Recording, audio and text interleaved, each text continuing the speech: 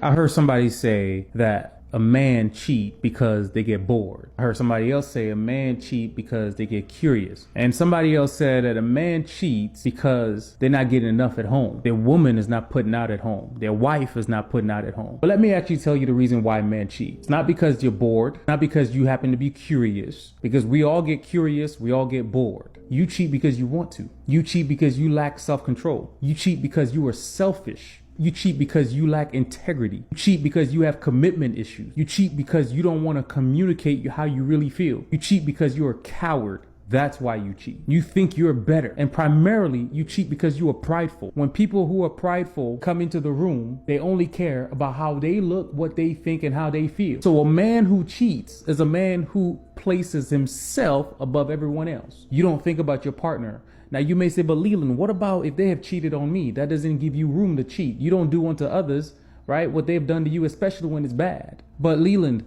what about the fact that they're not giving me what I want at home? Then you communicate that with them. You take it to a therapist, a counselor. You pray about it to God. And if they're not still working out and you've done all that you can to work it out and it's not working, then you can excuse yourself. But you don't ever cheat because you're curious. What's there to be curious about?